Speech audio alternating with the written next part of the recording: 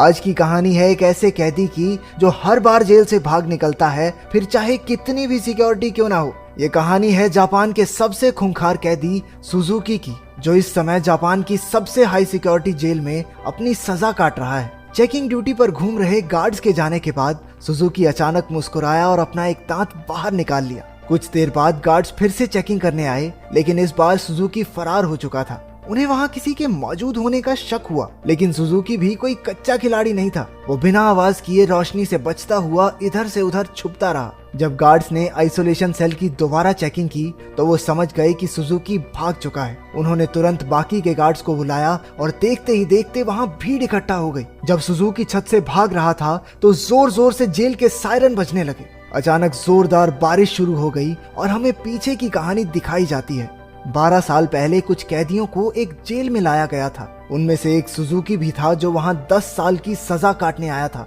क्योंकि वो कभी कुछ बोलता नहीं था तो सबने मान लिया कि वो शायद गूंगा है। उसकी छाती पर माउंट फिजी का उल्टा टैटू भी था। सुजुकी उस समय भी जेल से भागने के लिए मशहूर था और अब तक 3 बार ऐसा कर चुका था। इसके बाद सुजुकी को एक छोटे से कमरे में लाया गया जहाँ सिर्फ एक रोशनदान था।